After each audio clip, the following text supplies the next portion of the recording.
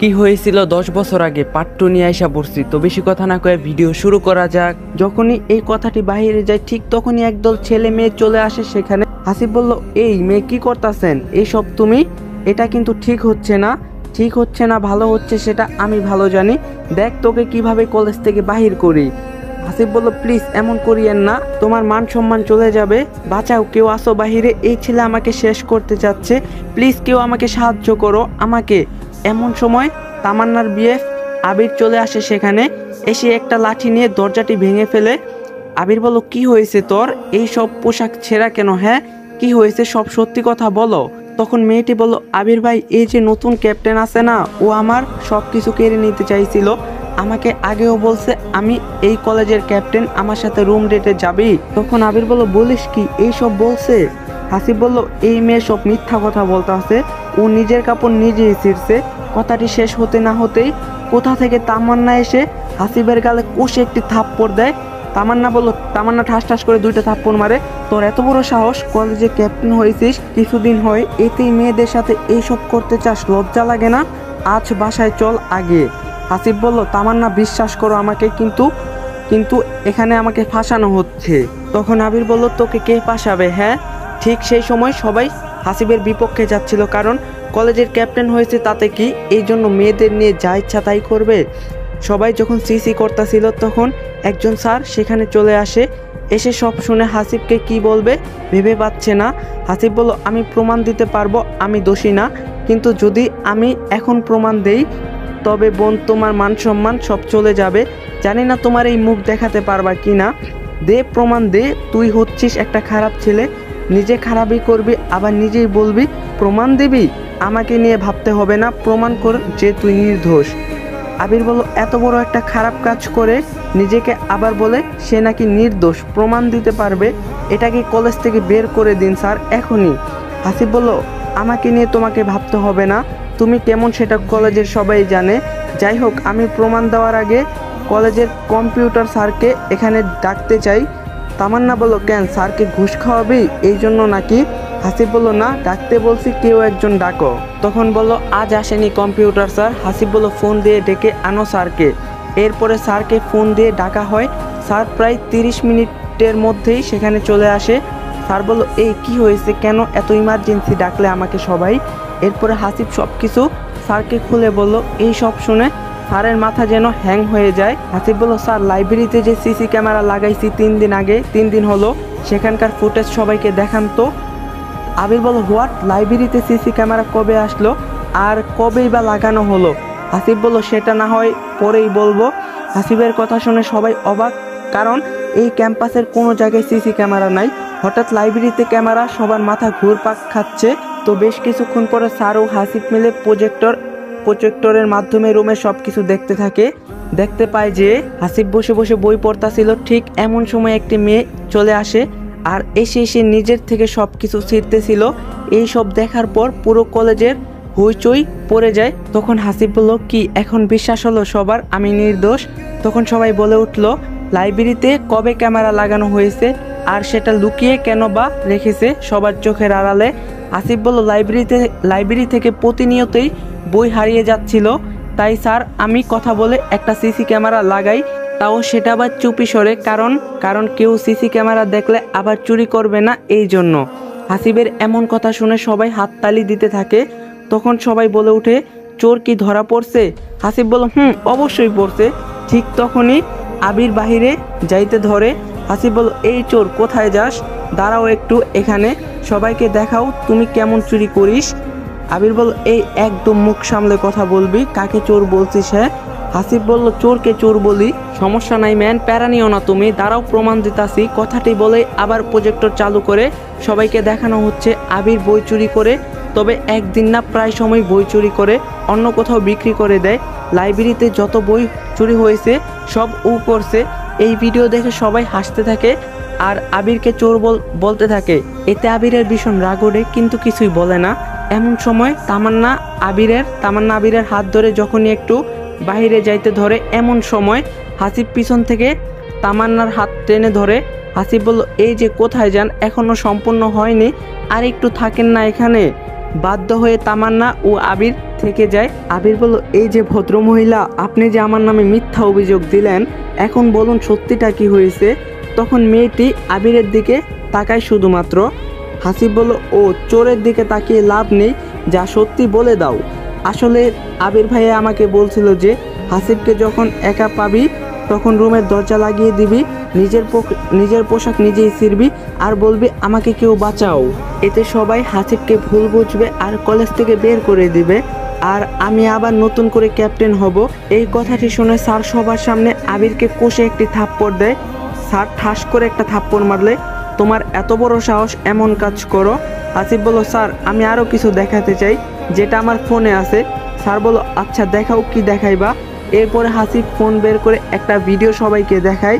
এই ভিডিও দেখার সাথে সাথেই ভিডিওতে আবির একটা মেয়েকে কিস করতেছে। এই ভিডিও দেখার সাথে সাথেই তামান্নার মাথা গরম হয়ে যায় আর সেখানে সবার সামনে কষে একটি থাপ্পড় দেয়।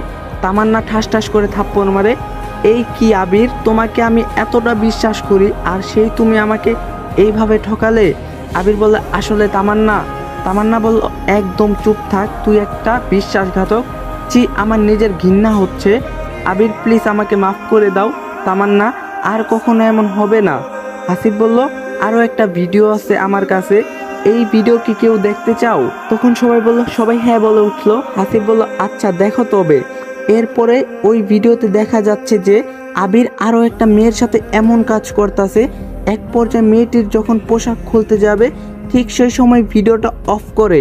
তখন হাসিব বলল, থাক আর না দেখাই, তাতে অনেক দেখছেন, এতেই অনেক দেখছেন। আর হ্যাঁ, এইসব মেয়েরাই হলো আমাদের ক্যাম্পাসের, সবাইকে ব্ল্যাকমেল করে এমন কাজ করত। এখন বলুন খারাপ আমি নাকি আবির? সবাই সজোরে বলে ওঠে আবির। হাসিব বলল, এখন কলেজ থেকে কাকে বের করে দেওয়া উচিত হবে, আমাকে নাকি এই পশুটাকে? তখন আবির বলল, হাসিব তুই কাজটা ঠিক করতাছিস না, এর ফল খুবই খারাপ হবে। তামান্না ঠাস ঠাস করে দুইটা থাপ্পড় মারে। চুপ কর বেয়াদব, তুই এত খারাপ ভাবতেই পারতাছি না। আবির বলল, এই একদম ভালোভাবে কথা বল, তুই কোনো মেয়ে হলি নাকি? তোর মতো কত মেয়ে আমার পিছনে আছে। তামান্না বলল, এতদিনে এই কথা বলিস নাই কেন ছোট লোক? আবির বলল, তোকে আমি ভালোবাসতাম না, তোর টাকা পয়সাকে ভালোবাসতাম, তাই কিছু বলিনি। এই কথাটি শুনে তামান্না আরও রেগে যায়। তামান্না বলল, তোর মতো ছেলেরা এই সবই পারে, অন্য কিছু আর পারে না। হাসিব বলল, তোমরা ঝগড়া থামাও। আর হ্যাঁ, আমি কাউকে কলেজ থেকে বের করে দিতে চাই না, আমি চাই সবাই পড়ুক, বন্ধুর মতো আচরণ করুক। এই কথাটি শুনে স্যার এবং কলেজের সকল ছেলে মেয়ে সবাই হাততালি দেয়। স্যার বলল, এখন সবাই ক্লাসে যাও, এই বিষয়ে আর কেউ কথা বাড়াবাড়ি করিও না। তো স্যারের কথা মতো সবাই ক্লাসে চলে আসে, ক্লাস করতে থাকে।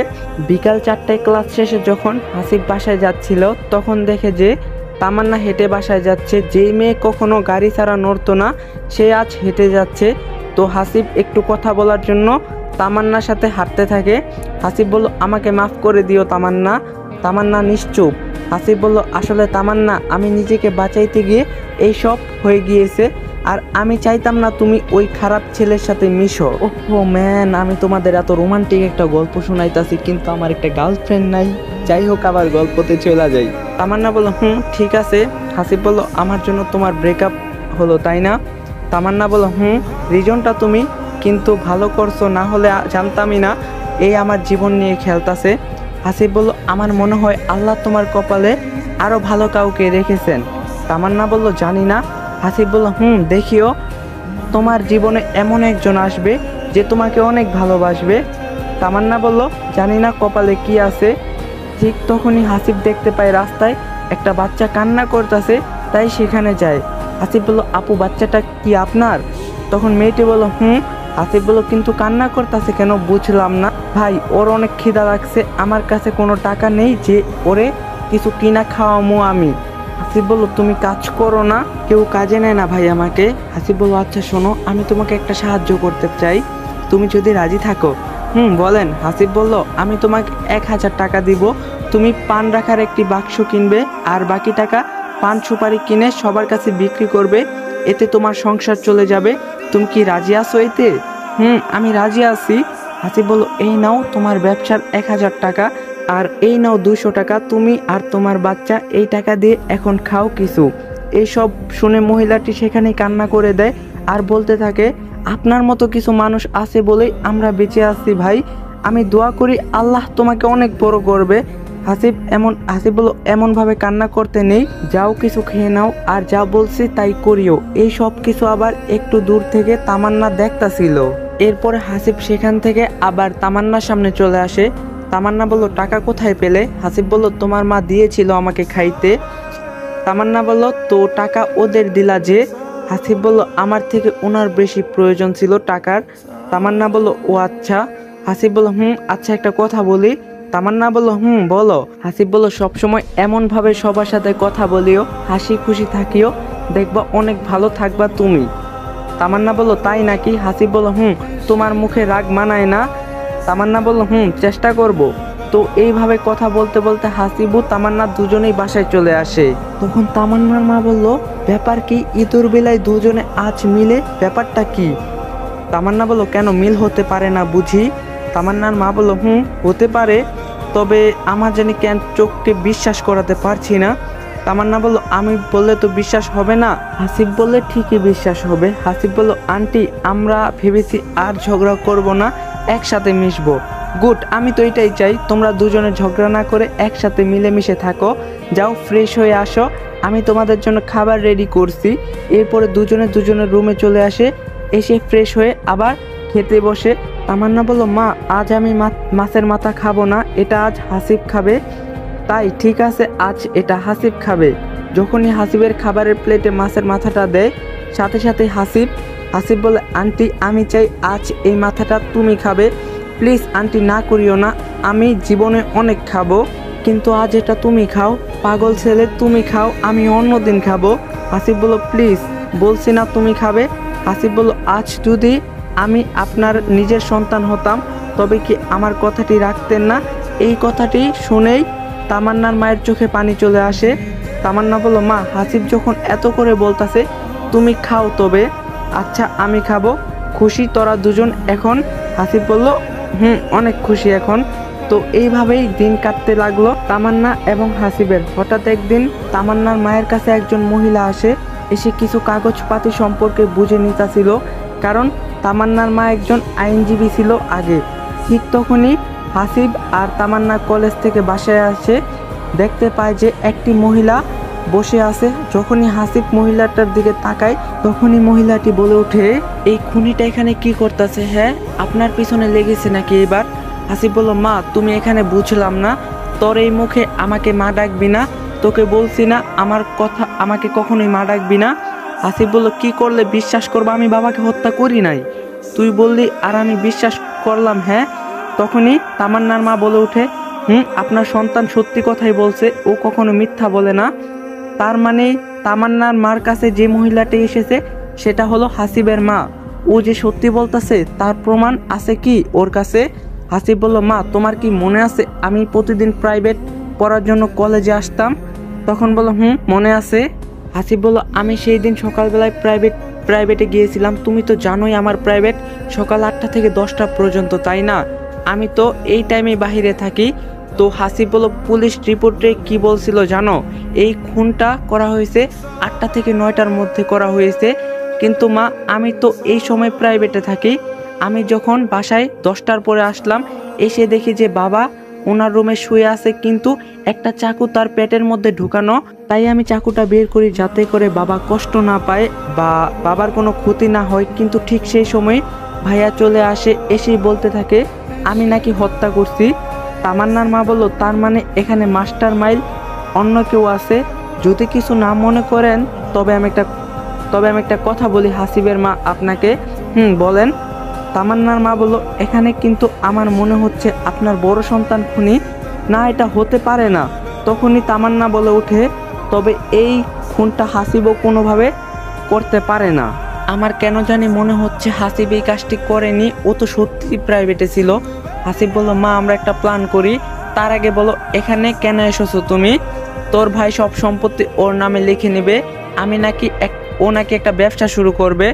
হাসিব বলল, আশ্চর্য, আমার ভাগ কোথায় গেল? ও বলছে তোকে দিবে না। হাসিব বলল, মা আমি বুঝছি এই সব কিছুর পিছনে কে আছে। তখন হাসিব বলল, আমার একটা প্ল্যান শোনো মা। তখন হাসিব প্ল্যান করতে থাকে। তারপর বলল, এই প্ল্যানে কাজ করব মা।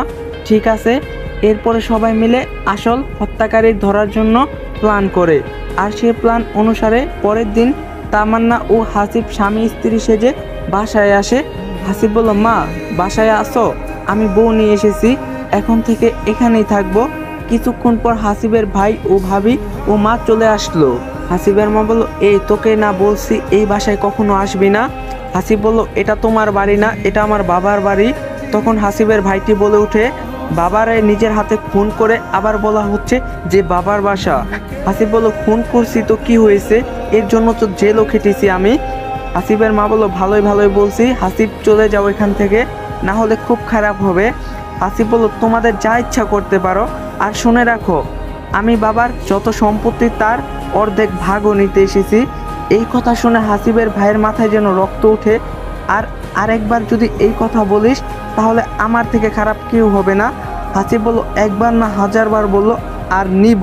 এই কথা শুনে রাফি ঠাস ঠাস করে থাপ্পড় মারে, তোর এত বড় সাহস, তুই এই সম্পত্তির ভাগ নিতে চাস? এই থাপ্পড় খাওয়ার সাথে সাথেই হাসিবও ঘুরে একটি থাপ্পড় দেয়। হাসিব ঠাস ঠাস করে থাপ্পড় মারে। রাফি বলল, দেখছো মা, এই খুনি আমাকে ঘুরে থাপ্পড় দিল।